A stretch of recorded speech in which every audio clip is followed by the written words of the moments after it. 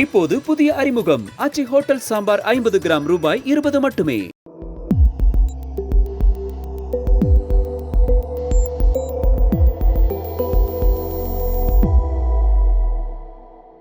தமிழ் தடம் நேயர்களுக்கு வணக்கம். நம்மோடு உரையாட அரசியல் திறனாய்வாளர் திரு ரவீந்திரன் துரைசாமி அவர்கள் இணைந்திருக்காங்க. வாங்க பேசலாம். வணக்கம் சார்.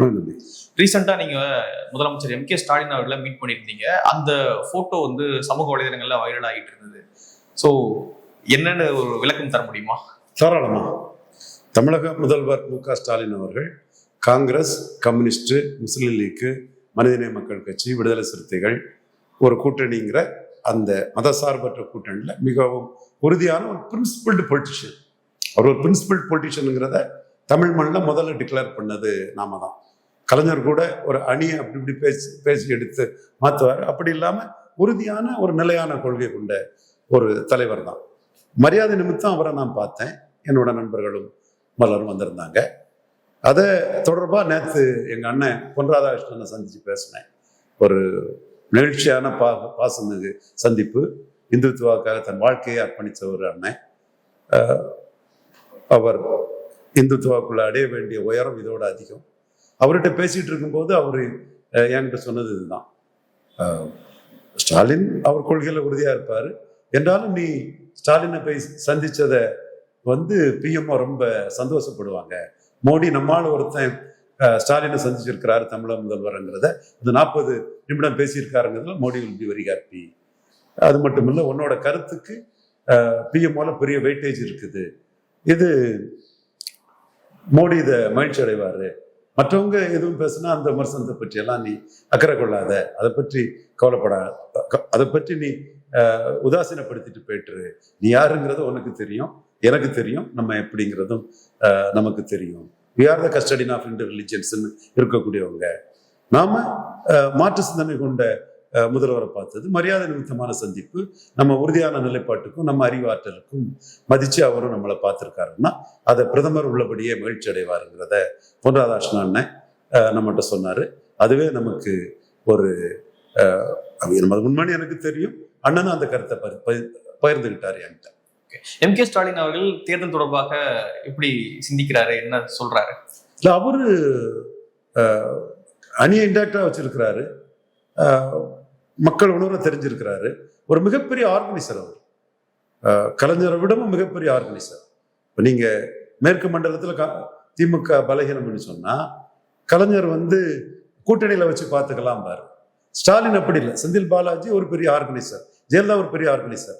அவருக்கு அந்த உறுதுணையா இருந்தது செந்தில் பாலாஜி, அசோக்குமார். அவருக்கு செந்தில் பாலாஜிக்கு தம்பி, என்னோட நண்பர் தான்.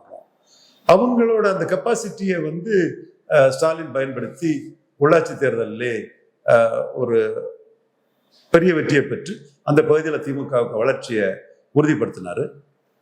அடுத்து ஈரோடு கிழக்கு இடைத்தேர்தலில் அந்த வளர்ச்சியை உறுதிப்படுத்தியிருக்காரு.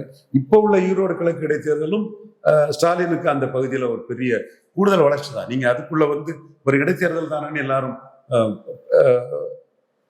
அதை கடந்து போறாங்க.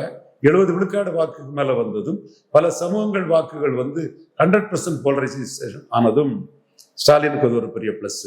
ஸோ ஒரு பெரிய ஆர்கனைசராட்டு இருக்கக்கூடிய ஸ்டாலின் தன்னோட ஆர்கனைசிங் கெப்பாசிட்டியில தமிழகம் முழுக்க மிக நுணுக்கமா உயர்ந்து விளங்குறாருங்கிறத அவர் கூட உரையாடும் போது நம்மளால உணர்ந்து கொள்ள முடியுது. ரொம்ப ஹி ஸ்பீக்ஸ் லிட்டில், கடுமையான கிராப்சிங் பவர் உள்ளவர். He listens others very much. அதுவே ஒரு பெரிய ஒரு குவாலிட்டி. ஸோ மாற்று சிந்தனை, மாற்று கருத்து இருந்தாலும் ஸ்டாலினுக்கு மெரிட்டை நாம என்னைக்கும் மதிக்கிறதுக்கு தயங்கியதில்லை. அதே வேளையில நம்ம பார்வையில வந்து காங்கிரஸ் அவர் கலத்தி விட்டுருந்தா கூட 2 விழுக்காடு ஓட்டு கூட அவருக்கு பாதிச்சிருக்காங்க. நம்மளோட ஆணித்தரமான பார்வை. பட் அவர் சான்ஸ் எடுக்காண்டாங்கிற ஒரு புள்ளியில நம்மளும் அதை சொன்னோம். காங்கிரஸ் கூட தொடர்றாரு. ஓகே, இப்போ திமுக கூட்டணி கட்சிகள் வந்து நிறைய அதிருப்தியில் இருக்காங்க அப்படின்ற செய்தி விசிகா வந்து இன்னைக்கு காலையில சொல்லியிருக்காங்க. நம்ம கேட்ட தொகுதிகள் கிடைக்காது அப்படின்னு தொண்டர்கள்கிட்ட திருமாவர்கள் பேசியிருக்காரு. அதே போல சிபிஎம்மும் பிரச்சனை பண்ணிட்டு இருக்காங்க, அவங்க கேட்ட தொகுதிகள் கிடைக்கல அப்படின்னு சொல்லிட்டு. ஸோ ஒரு குழப்பமான சூழல்ல திமுக கூட்டணி போயிட்டு இருக்கா? இல்ல, ஒரு அணி 3 தேர்தல் கடக்கிறது தமிழ் மண்ணில் ஸ்டாலின் தான் அந்த சாதனையை படைச்சிருக்கிறார். வேற யாரும் படைக்கல. நீங்க பாத்தீங்கன்னா ஒரு அணின்னு சொன்னா 67ல திமுக அணி பெருஞ்சர் அண்ணா பெருந்தகையே அசம்பிளியை கண்டஸ்ட் பண்ணல. ஆனா தனி மெஜாரிட்டி வந்ததும் அண்ணா வந்து தேர்தல் வெற்றியை தந்தை பெரியாரிடம் காணிக்காக்குறேன்னு சொல்லி திருச்சிக்கு போய் இது பண்ணார். அதில் அரசியல் நுணுக்கங்கள் இருக்கு, அண்ணாவோட அரசியல் சாதுரியம் இருக்கு. ராஜாஜியை சினம் பண்ணிட்டாரு, பெரியார் எதிர்ப்பை டைல்யூட் பண்ணிட்டாரு. இந்த இந்த புள்ளிகள் ரெண்டு இருக்குது. இதை நான் கிரிட்டிக்கலா பார்த்து பேசக்கூடியவன். இது தமிழக முதல்வர் மு க ஸ்டாலின் அவர்களுக்கும் எந்த விஷயத்தையும் ஒரு விருப்பின்றி கிரிட்டிக்கலா பார்க்கக்கூடியவன் ரவீந்திர துரைசாமிங்கிறது. இந்த உண்மையும் ஆனஸ்டா நேர்மையா விஷயங்களை சொல்லுவாங்கிறதும் தமிழக முதல்வருக்கும் தெரியும். அந்த வகையில் இந்த விஷயத்தையும் நான் அப்படித்தான் பார்க்கிறேன். ஆனா பொது புத்தியில அண்ணா பெருந்தன்மையா பெரியாருக்கு இது பண்ணிட்டாருங்கிறது வருது. ஓகே, அதுவும் அதுல இட் இஸ் தேர். அப்போ அந்த அணி உடனே முறிஞ்சு போகுது. 67 எலெக்ஷன் முடிஞ்சு அடுத்த இன்னொரு எலெக்ஷனை சந்திக்கிறதுக்கு முன்னாடி அந்த அணி வந்து முறிஞ்சு போகுது. அதுக்கு பிறகு 71 இந்திரா காந்தி டிஎம்கே கூட்டணிங்கிறது எம்ஜிஆரை பயன்படுத்தி ஒரு ஸ்பிளிட்டை உருவாக்கவுமே அந்த அணி முறிஞ்சு போகுது. அப்புறம் 77 எம்ஜிஆர் இந்திரா காந்தி கூட்டணிங்கிறது யாரால வெற்றிங்கிறதுலே அசம்பிளிலே முறிஞ்சு போகுது. இந்திரா காந்தி காங்கிரஸுக்கு செல்வாக்கு ஐயா மூப்பனார் நிரூபிச்சு எம்ஜிஆருக்கு செல்வாக்கு தமிழ்நாட்டில் 30.3 தான். நீங்க ஒண்ணு ஒட்டுமொத்த தமிழகம் இல்லை, பார்லிமெண்ட்ல வந்தது வேற, அசம்பிளி உங்களுக்கு இவ்வளவுதாங்கிறத மூப்பனார் நிரூபிக்கிறாரு. திரும்ப அண்ணா திமுக காங்கிரஸ் கூட்டணி 80ல வெற்றி பெறாங்க. அசம்பிளியில பிரச்சனை வருது. அசம்பிளி எலெக்ஷன் முடிஞ்சதுமே எம்ஜிஆர் வந்து இந்த கூட்டணி தொடர்ந்தா நம்ம தோத்து போவோம்னு அவர் சரண்டர் ஆகி அந்த கூட்டணியை பெற்றுறாரு. 84 அதிமுக காங்கிரஸ் கூட்டணி 89லே முடிஞ்சு போகுது. 89 ஜெயலலிதா கூட்டணி 89, 91 2 எலெக்ஷன் தாண்டி 3வது 96ல முடிஞ்சு போகுது. இப்படி எந்த ஒரு கூட்டணியும் 3 எலெக்ஷனுக்கு தமிழ்நாட்டில் தாக்கு பிடிச்சதுங்கிறது ஒரு அபூர்வமான ஒரு நிகழ்வு தான். அதுவும் மேஜர் பார்ட்னரா ஸ்டாலின் வந்து தன்னை நிலைநாட்டி 4வது எலெக்ஷன்ல அதை தாக்கு பிடிக்கிறாருன்னா அது மிகப்பெரிய சாதனை. இது உண்மை. அப்ப இந்த உண்மையை நான் சொல்லும்போது ஸ்டாலினுக்கு ஆதரவா பேசுறதா அர்த்தம் அல்ல. ஸ்டாலின் பற்றிய உண்மையை சொல்றேன். அவர்கிட்ட நான் பேசும்போதே அண்ணே உங்களை பற்றிய உண்மையை தானே நான் சொல்றேன், அதை தாண்டி நான் எக்ஸாஜரேட் பண்ணலாம் ஒன்றும் சொல்லலையேங்கிறதான் ஸ்டாலின்ட்டே நான் சொன்னேன். ஸோ இந்த கூட்டணியை வந்து ஸ்டாலின் இன்டாக்டா கொண்டு போறாரு. ஜோதிபாசு மாதிரி அந்த கூட்டணியை இன்டாக்டா கொண்டு போறதுல தான் தன்னோட வெற்றி இருக்குங்கிறத, வெற்றியை வந்து கூட்டணிக்கு அவர் வந்து ஆட்ரிபியூட் பண்ணி கொண்டு போறாரு. ஸோ இது வந்து கலைஞர் ஜெயலலிதா நிலைப்பாட்டுல இருந்து மாறின ஒரு நிலைப்பாடு. அவங்க கூட்டணியை என்னாலதான் வெற்றின்னு கூட்டணியை உடைச்சாங்க. ஸ்டாலின் என்னால வெற்றின்னு சொல்லாம கூட்டணியால வெற்றின்னு சொல்லி ஒரு ஹியூமிலிட்டியோட ஹம்பிளா போறாரு. இது மக்களுக்கு பிடிச்சிருக்கு. ஆனா இப்போ அந்த இன்டாக்ட் இருக்கா கட்சி அந்த கூட்டணிக்குள்ள? நேத்து வேல்முருகன் வெளியேறிட்டாருன்ற செய்தி வந்துச்சு, அதுக்கப்புறம் இல்லைன்னு மறுத்தாங்க. சோ இப்போ இருக்கா அந்த இன்டாக்ட்? வேல்முருகனை கூட்டணி உடஞ்சிடக்கூடாதுங்கிற அந்த கான்செப்ட்ல ஸ்டாலின் வந்து கூட்டணிக்குள்ள இருக்கணும்னு நினைக்கிறாரு. அதே வேளையில அவரு மீண்டும் ஜெயித்தும் இதே நியூசன்ஸ் வேலையை தான் காட்டுவாருங்கிற ஒரு எண்ணமும் திமுக அமைச்சர்கள்ட்ட தெளிவாகவே இருக்குது. நியூசன்ஸ் வேலையா? அவங்கள பொறுத்தவரவுல இவரை வேல்முருகனை பொறுத்தவரை அவருக்கு கொள்கைன்னு இருக்கலாம், அதை நான் மறுக்க வரல. ஆனா அவங்கள பொறுத்தளவுல அவர் வந்து ஒரு ஈஸ்வரண்ணன் மாதிரியோ ஒரு ஜவஹர்லா மாதிரியோ விசிகா மாதிரியோ கம்யூனிஸ்ட் மாதிரியே இருக்கணும், ஒரு பிரின்சிபிள்டு இதா இல்லைன்னு அவங்க நினைக்கிறாங்க. அந்த இடத்துக்குள்ள இவரை காம்பன்சேட் பண்ணவும் அவங்களுக்கு முடியும். ஏன் குரு வந்து வன்னியர்ல பெரிய ஐகான், என் நண்பர், அவருக்கு மகா விருதாம்பிகை போன்றவங்களுக்கெல்லாம் உதயசூரியன்ல ஒரு டப் சீட்டை கொடுத்து கூட காம்பன்சேட் பண்ணிட்டு போயிடலாம். ஸ்டாலின் தான் அதுல முடிவு எடுக்கணும். ஆனா கூட்டணி உடையாண்டாங்கிறதுக்காக அவங்க வந்து வேல்முருகனை தங்கள் டேர்ம்ஸுக்கு மெயின்டைன் பண்ணி கொண்டு போக விரும்புறாங்க. இப்ப ஓவர் பொலிட்டிக்ஸ் பண்ணி பார்த்தாப்புல திமுக தரப்புல அசைவு இல்லாதனால இனிமேல் வந்து அவர் டேர்ம்ஸுக்கு தானே திமுகவோட அவர் பயணிச்சாகணும். ஸோ இதுதான் பிரச்சனை. அவர் நினைக்கிற சீட்டு கொடுக்க மாட்டாங்க. திமுக நினைக்கிற சீட்ல அவர் நினைக்கலாம். இப்ப நீங்க தரக்கூடிய ஒரு சீட்டு எங்களுக்கு தாங்கன்னு கூட குரு பாமகன்னு ஒண்ணு பதிவு பண்ணிட்டு குருவுக்கு மகா விருதாம்பிகை போன்றவங்க இனி ஒரு டப் சீட்டை கூட கொடுங்க, அப்பா இமேஜ்ல நான் வந்தா உங்களுக்கு அது ஒரு பலனா இருக்கும். ஆண்டிமடம் சிவசுப்பிரமணியம், சிவசங்கர் போன்றவங்கலாம் அதுக்கு சப்போர்ட்டிவா இருக்க வாய்ப்பு இருக்கு. குறிஞ்சிப்பாடி பன்னீர்செல்வம், தென் துரைமுருகன், தென் பனைமருத்துப்பட்டி ராஜேந்திரன் போன்ற வன்னியர் அமைச்சர்களும் வன்னியர் வாக்குகளை இன்க்ரீஸ் பண்றதுக்கு ஒரு லெவல்ல இதுக்கு கூட சப்போர்ட்டா இருக்கலாம். ஸோ இன்னொரு ஆல்டர்னேட் ஆப்ஷன் ஒரு துரைமுருகன் இவரு வேல்முருகன்ட்ட உள்ள அமைப்பு பலம் இல்லை அவங்கள்ட்ட. ஆனா குருவுக்கு ஒரு இமேஜ் பலம் அவங்களுக்கு போது இதை ரொம்ப முரண்டு பிடிச்சா இவர்கிட்ட take it or leave it ஆஃபரை கொடுத்துக்கிட்டு அதை ஆல்டர்னேட்டிவா கூட திமுக பயன்படுத்த முடியும். பட் திமுக என்ன நினைக்கிறாங்க, அணி உடைஞ்சதுங்கிற பேர் வராண்டாங்கிறதுனால இது துரைமுருகனையும் அவங்க கேரி ஆன் பண்ணிட்டு போவதான் விரும்புறாங்க. இதான் உண்மை. நாம் தமிழர்ல இருந்து 4 பேர் வந்து நாம் தமிழர் இஷ்யூவை துரைமுருகன் இவரு வேல்முருகன் எடுக்கிறாருன்னா அது நீங்க தனிச்சு 234 போட்டு நாம் தமிழர் இஷ்யூ எடுக்கிறதுங்கிறது வேற. திமுக கிட்ட ஒரு சபார்டினேட் பார்ட்டியா இருந்துகிட்டு நாம் தமிழர் இஷ்யூ அவங்க எடுத்துட்டு இருக்கும்போது வந்து திமுக அதுல இடர்பாடுகளும் பிரச்சனைகளும் இருக்குங்கிறதா 100% உண்மை. இப்போ கம்யூனிஸ்டுகளுக்கும் விசிகாவுக்கும் சீட்டை குறைச்சுதான் கொடுப்பாங்களா இவ்வளவு பிரச்சனைக்கு பிறகும்? 5 சீட்டு கொடுத்துருக்காங்க இந்திய கம்யூனிஸ்டுக்கு. 6 வாங்கி 2 ஜெயித்தாங்க. மார்க்சிஸ்ட் கம்யூனிஸ்டும் 6 வாங்கி 2 தான் ஜெயித்தாங்க. ஸ்ட்ரைக்கிங் ரேட் 1/3 தான் இருக்குது. பிசிகாவுக்கு ஸ்ட்ரைக்கிங் ரேட் 2/3 இருக்குது. பிசிகாவுக்கு கான்ட்ரிபியூஷன் கேட்லிஸ் போல்ஸ் ஆட்டு பெருசு. பிசிகாவுக்கு கான்ட்ரிபியூஷன் கேட்லி போல்ஸ் ஆட்டு பெருசு. ஆனா தொடர் வெற்றியில ஒரு அட்டோனி பிரிவு சமூக சகோதரர்கள் இருக்கிறதுனால ஒரு எதிர்ப்பு இதுவும் உருவாயிருக்குது. ஃபார் எக்ஸாம்பிள், நான் கரெக்டா பேசக்கூடியவன், என் சகோதரன் தொல்துருமா வட தமிழகத்தின் வெற்றி வீரர், இதை யாருக்கும் சொல்லதுக்கு மனசு வராது. உண்மையை நான் சொல்லுவேன், அதுல எனக்கு மாற்றம் இல்லை. ஆனா அதே வேளையில இன்னொரு உண்மை அதுல பொதிந்து கிடக்கிறது. சிதம்பரம் தொகுதியில ஜெயங்கொண்டான் தொகுதியிலையும் ஜெயங்கொண்டம் தொகுதியிலையும் அரியலூர் தொகுதியிலையும் 2 ஜெயங்கொண்டம் அரியலூர் 2 தொகுதியிலையும் அதிமுக ரெட்டையில பானையை விட லீட் பண்ணியிருக்காங்க. பாமக தனிச்சு நிற்கும் போது அப்போ வன்னியர் சமூக ஓட்டு பாமகவை டெசர்ட் பண்ணிக்கிட்டு பிசிகாவை தோக்கடிக்கிறதுக்கு ரெட்டைலைக்கே போயிருக்காங்க. அப்ப பிசிகாவுக்குன்னு ஒரு எதிர்ப்பும் அங்க உருவாயிருக்குது. அதே மாதிரி ரவிக்குமாருக்கு விழுப்புரம் தொகுதியிலையும் உளுந்தூர்பேட்டை திருக்கோயிலூர் அந்த 2 தொகுதியிலையும் வந்து அதிமுக ரெட்டையில லீட் பண்ணிருக்கு.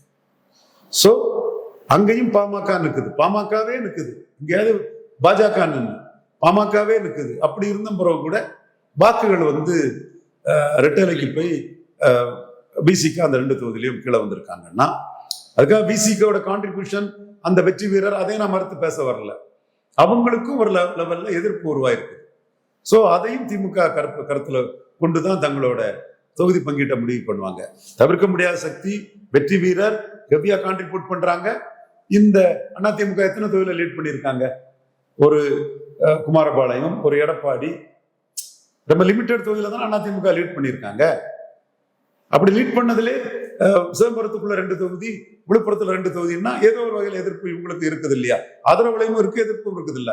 அப்போ அதையும் கன்சிடர் பண்ணி தான் திமுக முடிவெடுப்பாங்க. அந்த இடத்துக்குள்ள தேமுதிகவை கொண்டு வந்தது மு.க. ஸ்டாலினோட ஒரு பெரிய சாதனை. அது யாருமே எதிர்பாராத ஒரு சாதனையை மு.க. ஸ்டாலின் தமிழ் மண்ணில் படைச்சிருக்கிறாரு.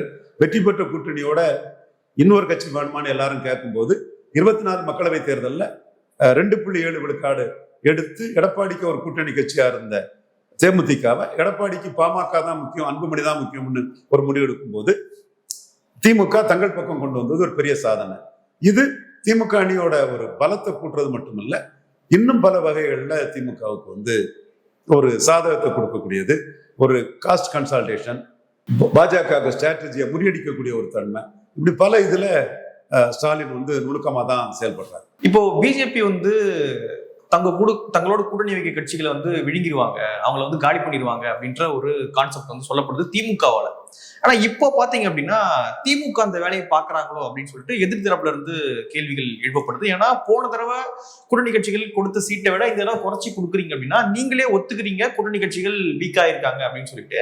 அப்போ எந்த கட்சி யாரை விழுங்குறாங்க அப்படின்ற ஒரு கேள்வி இங்க எழுதுல. திமுக கூட்டணி கட்சிகளை கொஞ்சம் கொஞ்சமா காலி பண்ணிட்டு இருக்காங்களா அப்படின்ற ஒரு கேள்வி இங்க எழுதுல. அதாவது காங்கிரஸ் கட்சி கழிஞ்ச முறை வாங்கினதோட 3 சீட்டு கூட்டணி கட்சி, பிரதான கூட்டணி கட்சி வாங்கிட்டு அவங்க விஜயை காட்டி ஒரு ஆப்ஷனை காட்டி அதை வாங்கிட்டாங்க. அதான் உண்மை.